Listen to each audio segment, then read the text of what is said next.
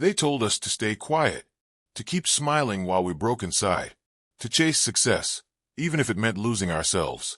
But what if one speech, one truth, exposed everything they never wanted us to hear? This is not just a speech. It is a mirror. It will shake you. It will haunt you. And it might just set you free. If you have ever felt like you were not enough, if you have ever buried your voice just to be accepted, then you need to hear this. Because once the truth is spoken, nothing will ever be the same again. The room was silent, not the kind of silence that brings peace, but the kind that makes your skin crawl. Fluorescent lights flickered above, buzzing faintly like a warning. The air was thick, not with smoke, not with heat, but with something far heavier, truth.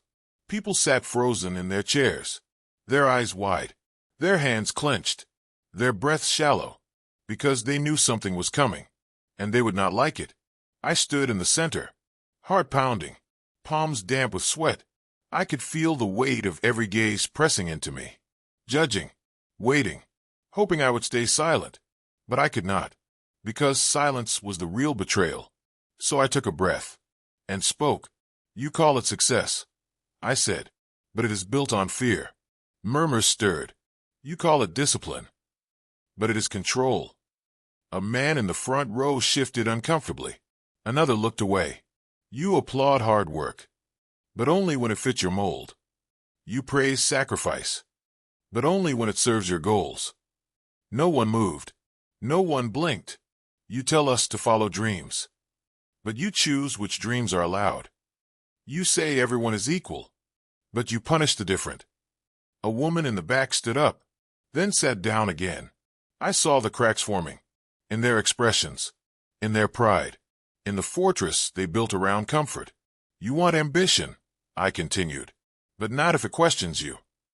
You want courage, but not if it threatens your system. My voice echoed against the walls, sharp, clear, unforgiving. You cover your fear with rules, your guilt with tradition, your prejudice with policy. A man whispered, that is enough. But I was not finished. You reward obedience. You punish honesty. You pretend to listen, but you only wait for your turn to speak. A chill ran down my spine, but I kept going, because the truth had waited too long. You do not want change. You want control of the story, and you are terrified of the chapter one bring. I looked around. No one spoke, but I saw in their eyes the panic, the denial, the mirror they never wanted to face. Their faces were masks, some pale, some red, some twitching ever so slightly with restrained emotion. One man gripped the armrest so tightly his knuckles turned white, while a woman near the exit seemed ready to run, as if she could escape what was being said just by leaving the room. But the words had already entered them. They hung in the air like thick smoke. No amount of fresh air could clear them now. You built this world, I said slowly, carefully, each word slicing like a knife. But you built it on silence, on obedience, on shame. A chair creaked as someone shifted uncomfortably. Another breath caught in a throat. You trained us to keep our heads down, to smile when it hurt, to accept less because someone else has it worse. Eyes darted away from mine, some filled with tears they refused to let fall. You told us that suffering was noble, that breaking ourselves was strength, that being invisible was safer than being real. A ripple passed through the room, like a gust of wind before a storm. You handed us rules like weapons and said, use them on yourselves before the world does. And we did. We bled quietly. We bent until our backs cracked. We swallowed the words that could have saved us. And you called that growing up. Now someone stood up in protest, but no words came out, only a trembling jaw and eyes that could not meet mine. You told us to be grateful, I continued. Grateful for chains that glittered, for cages shaped like careers, for validation that came only when we disappeared inside your mold. I walked slowly toward the edge of the stage. No one stopped me. No one dared. You said we could be anything, but only if that anything looked like you. A hushed gasp, the kind people make when they realize something they believed might have been a lie. You taught us to fear our own voices. You said, Wait your turn. Do not make waves. That is just how the world works. But this is not the world. This is your comfort zone. And our silence kept it warm. I paused and let the weight of the moment fall on them. Every breath in the room became a question. Every heartbeat, a reckoning. You ask why we are angry. Why we shake the ground you walk on. Why we dare to dream outside the lines you drew for us. Because we finally realized the truth is not a luxury. It is a birthright. And we will not wait for permission to speak it. A man in a sharp suit raised his voice. That is not how things work here. But the crowd was already shifting. Some sat straighter. Others leaned forward. Eyes widened. Hearts pounded. It was as if something dormant was waking up. You are right, I said to him. This is not how things used to work. But maybe that is the problem. You locked us in with expectations. And we learned how to pick the lock. You buried us in doubt. And we learned to grow roots in the dark. You told us we were too much. And we learned that our too much is exactly what is needed. I looked around. At the fear. The pride. The shattered illusions. The fragile dignity trying to hold itself together. You are scared, I said. And you should be. Because once truth is spoken, it cannot be unspoken. It echoes. It multiplies. It spreads. You tried to control the narrative. But you forgot what happens when people stop whispering and start roaring. Voices stirred. A few people clapped, hesitantly, nervously, as if unsure whether to join or retreat. You wanted us to believe that this pain was normal, that this burnout, this emptiness, this quiet desperation was adulthood. But we see it now. It was not maturity. It was manipulation. You called us weak when we broke. But breaking was the only honest thing we did. You wanted strength. Here it is. The strength to speak when silence was expected. The strength to feel in a world that numbs. The strength to walk away from what no longer honors who we are. I pointed to the ceiling, the lights, the stage, all symbols of authority. This place was never meant to hold the truth. It was built to contain it. But we are not containable anymore. I stepped down. Each step echoed louder than the last. I am not here to make you comfortable. I am here to make you listen. And if that terrifies you, good. That means your mask is starting to crack. That means the real you might still be underneath. And if you are brave enough to meet that version of yourself, then maybe, just maybe, you will understand why we had to shatter everything first. The silence that followed was not empty. It was full. Full of realization. Full of consequence. Full of a truth that had been shoved into dark corners for far too long. I could feel the shift in the air, subtle but undeniable. Like the tension before a thunderstorm. Like the breath the earth takes before it quakes.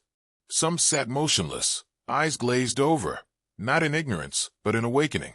Others looked around, desperate for someone to tell them this was not happening, that they were dreaming, that this truth could be unspoken, stuffed back into its box, locked up, buried under another layer of denial. But it was too late. Something had cracked, not just in the walls of the room, but in the architecture of belief. You trained us to ignore the whisper inside, I said, pacing slowly across the floor. The whisper that said, this is not right. This is not living. You told us to laugh louder when we were breaking, to work harder when we were exhausted, to show up with a smile while dying on the inside. And when we could not, you called us failures.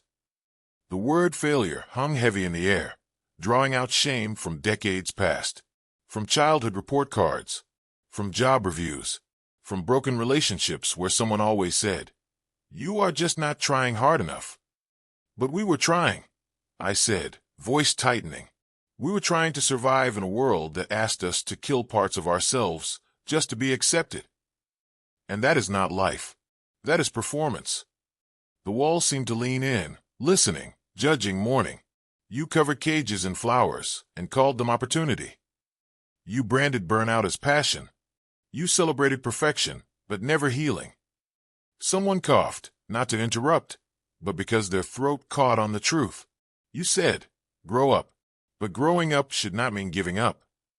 It should not mean forgetting how to feel, how to dream, how to rest.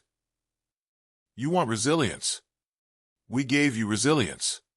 We showed up every single day with broken hearts, aching bodies, and a spirit barely clinging on. We gave you our youth, our time, our minds. And when we asked for compassion, you handed us productivity charts. I stopped walking. I turned toward them. Every face held a story, some filled with regret, some clinging to disbelief, some already beginning to soften, as if remembering something they had buried long ago. You built a system that rewarded the numb and punished the awake. And now you ask why so many are angry. Why so many are walking away from everything you taught them to want. Because we finally understand. Your praise was a leash. Your validation was currency that kept us small. And your version of success was never ours. A woman near the aisle began to cry silently. Her tears were not loud, but they were honest. And in this room, honesty was a revolution. You told us to dream big, but only inside a box you had already built. You told us to speak up, but only when our voices did not shake your walls. You told us to live with purpose, but only if that purpose served your comfort. I raised my hand, not in command, but in witness. We listened. For years, we listened. And it almost cost us everything. But now we are listening to something else. A voice older than your rules, softer than your shame, and stronger than your fear. It is the voice inside. The one you tried to silence with noise, with rules, with rewards wrapped in chains. And once you hear it, truly hear it, you cannot unhear it. It becomes the rhythm of your heart, the compass in your chest, and it leads you not toward more of what broke you, but toward what you had forgotten was yours all along. Peace, rest, freedom, joy that is not earned but remembered, and a life that does not have to be impressive to be meaningful. The audience was no longer just an audience. They were witnesses, some to their own awakening, some to the crumbling of a lie they had lived in for decades. You think this is rebellion, I said, but it is return. Return to truth. Return to soul. Return to the kind of humanity that does not need to prove its worth to exist. Someone exhaled loudly, sharply, as if their lungs had just remembered how to breathe. You can call it dramatic. You can call it radical. You can even call it dangerous. But what you cannot call it, not anymore, is silent. Because we are done being quiet. We are done being small. And we are done pretending that what you built is all there is. You may still cling to the old ways. You may still try to shame us into shrinking.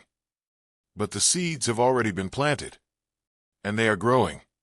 In classrooms where students are asking, why?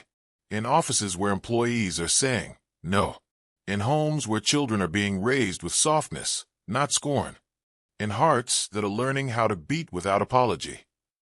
I step down completely now. No more platform. No more distance. Just truth eye to eye. We are not here to destroy. We are here to remember. Remember what it means to live fully, freely, fiercely. And if that truth makes you uncomfortable, then perhaps, just perhaps, that discomfort is your doorway.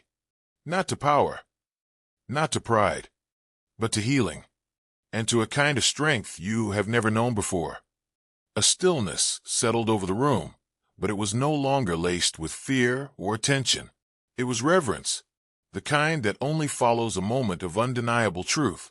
People were not just listening now. They were remembering. I saw it in their eyes. Something was waking up, not loudly, not chaotically, but with quiet conviction, a stirring beneath years of routine, a whisper beneath the roar of obligation. It was the first breath after holding it for too long, the first heartbeat after forgetting you had a heart at all. And I knew then that I had not come here to fight them. I had come here to invite them, not to agree, not to clap, not to applaud my words to avoid their own truth, but to feel the discomfort, to feel the grief, to feel the sacred anger that says, I deserved better than this. Because feeling is the beginning of freedom. You have called feeling weakness for so long, I said, that you forgot it is the birthplace of courage. You have been so busy surviving, so busy succeeding, so busy striving, that you forgot how to be. I am not asking you to throw everything away. I am asking you to finally see it. To see what parts of your life are borrowed, what parts are conditioned, what parts are inherited, and which parts are actually yours. I saw a man lower his head, his hand over his mouth, not in shame, but in recognition. He was finally meeting himself again, and he looked older, softer, freer. This is not a rebellion, I said again. This is a reckoning with the stories we were told, the stories we accepted, the stories we wore like armor. And that armor, though it protected us once, is now the very thing suffocating us. You do not have to stay hidden inside it. You can take it off. You can be seen. And yes, it will feel vulnerable. It will feel terrifying. But that feeling, that shaking, that opening, is where your life begins again. A hand slowly rose in the back, shaking, then lowered, then rose again. They did not speak. They did not need to. Their hand said everything. I hear you. I see myself. And I want to come back to life. You have been asleep, I continued gently.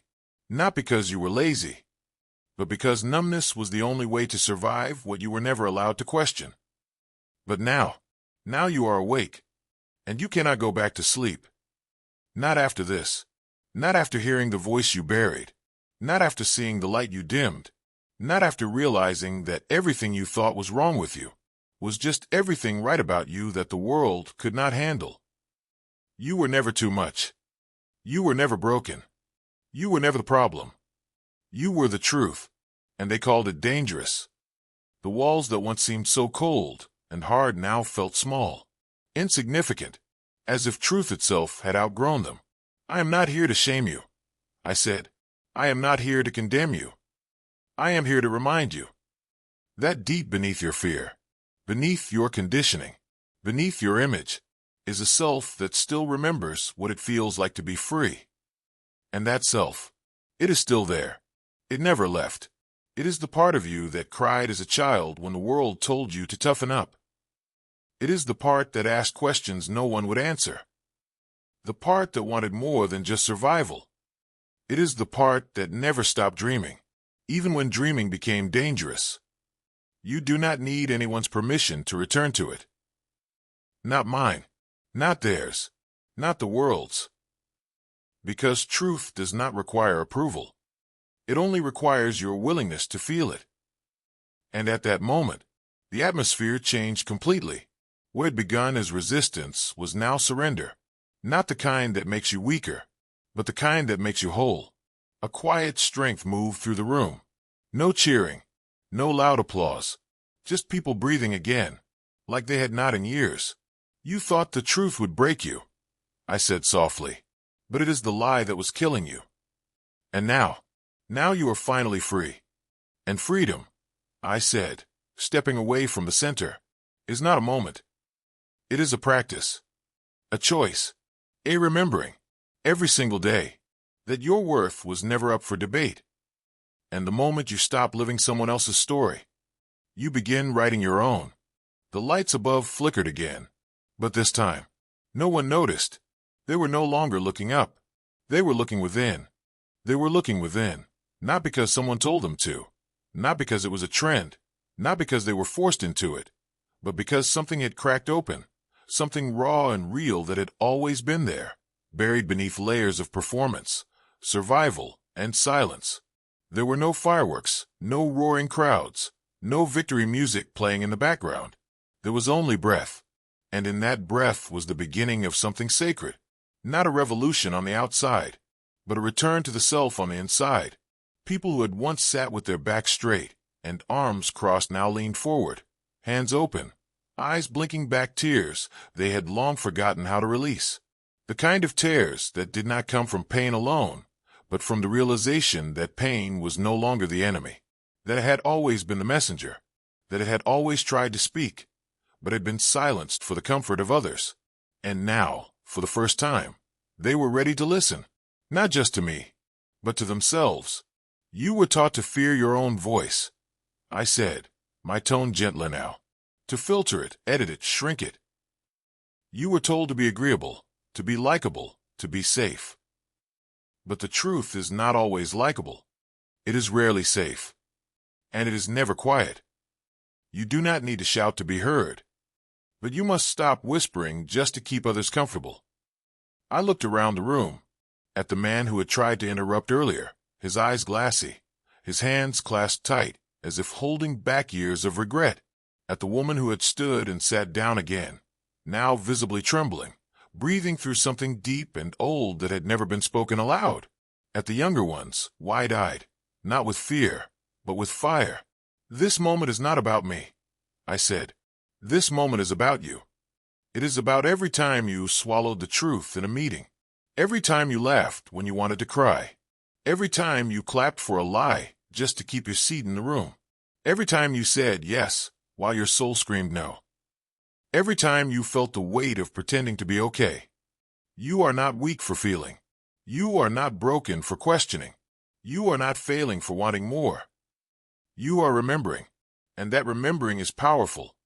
I paused, not for effect, but because I needed to breathe too, because I had not only come to speak, I had come to feel this moment with them. You were told to achieve more, become more, perform better, and maybe, just maybe, you would finally be enough. But I am here to tell you what no one ever said. You were already enough. Before the resume, before the salary, before the title, before the applause. You as you are, without the mask, without the armor, without the constant striving, are enough. And when you remember that, really remember that, the world begins to shift. Because people who remember their worth stop trying to earn it. They stop living in fear of being misunderstood. They stop bending their souls to fit into containers that were never meant to hold them. They stop tolerating the intolerable. They stop worshiping busyness. They stop seeking permission for their truth. And in that kind of living, there is power. Not the kind of power that dominates. Not the kind that manipulates or destroys. But the quiet, steady power of someone who has nothing to prove. Someone who knows who they are. Someone who stands in their truth even when the world flinches. You may feel afraid, I said, and that is okay. Fear does not mean you are wrong. It means you are on the edge of something true. Let it shake you. Let it unsettle you. Let it burn away everything that was never really yours. The job title that defined you. The approval that dictated your choices. The image that kept you locked in a performance. You do not need them anymore. What you need is already within you. It always was. A low hum moved through the room, a deep collective breath, the kind that comes not from the lungs but from the soul. It felt like grief. It felt like relief. It felt like rebirth. And I knew, with every fiber of my being, that something irreversible had taken place. Not because of me, but because the truth, once spoken aloud and felt in the bones, cannot be undone.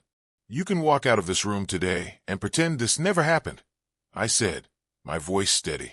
You can bury it under emails and meetings and polite small talk. But it will wait for you. The truth is patient. It does not rush. It does not shout. But it waits for the moment you are finally ready to come home, to yourself. And if today is that day, then welcome, not to the life they gave you, but to the one that was always yours, waiting to be remembered. Welcome to the life that does not demand perfection, the life that does not ask you to bleed for belonging, the life that does not measure your worth in productivity, applause, or how many times you bit your tongue just to keep the peace. This life is quieter, but it is fuller. It does not glitter, but it glows. It is the kind of life that lets you sleep at night, because you are no longer performing. You are no longer chasing. You are no longer proving. You are simply living. And in that living, you will discover things that were once invisible to you. The way the morning light spills across your kitchen floor. The sound of your own laughter, unfiltered. The soft presence of someone who does not need you to impress them to love you. The stillness of your own breath, not held in fear, but released in peace. You will start to notice how many lies you were taught to believe. That being exhausted is a sign of success. That being busy is the same as being important. That being silent is the price of being liked.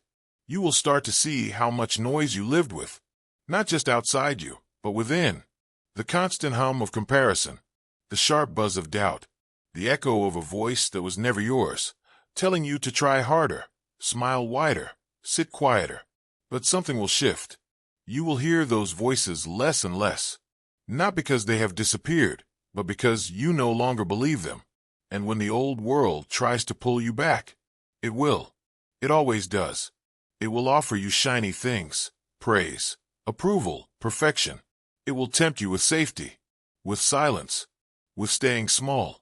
But you will know better now. You will know that peace is not found in fitting in.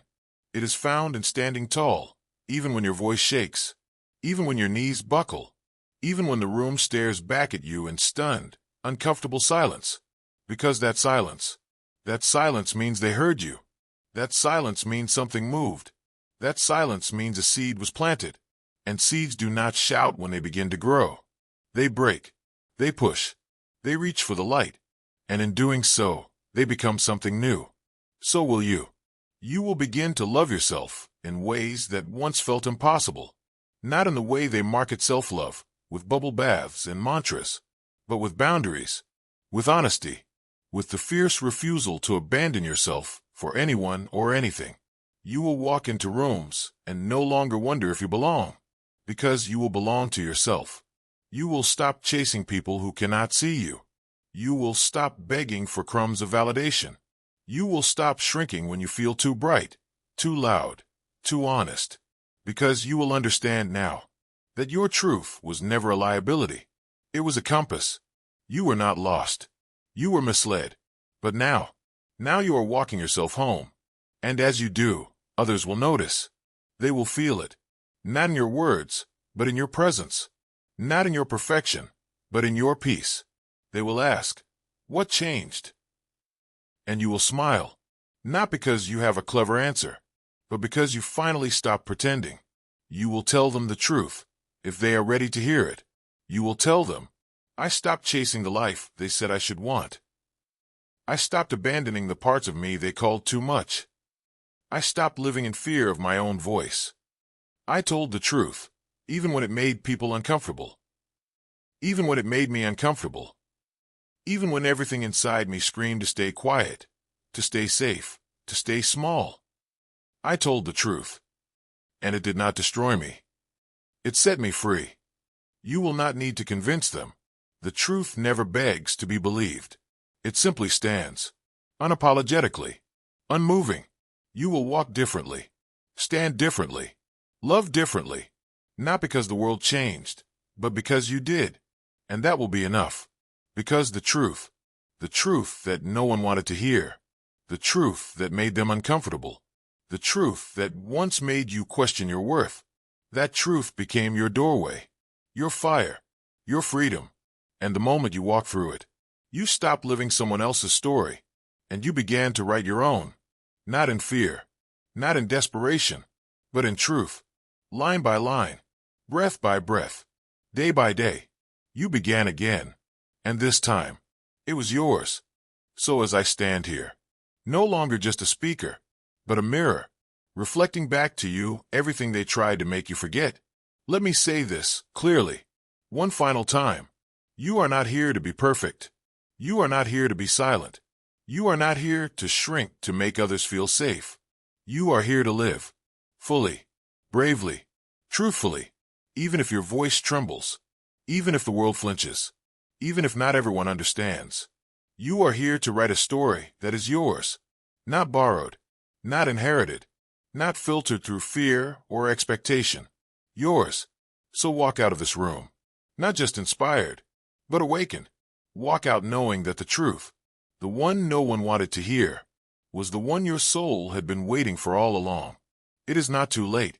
You are not too far gone. You have not missed your moment, because this breath, this heartbeat, this choice, this is your moment. Take it, live it, own it, and never forget, the most powerful story you will ever tell is the one you finally choose to believe about yourself.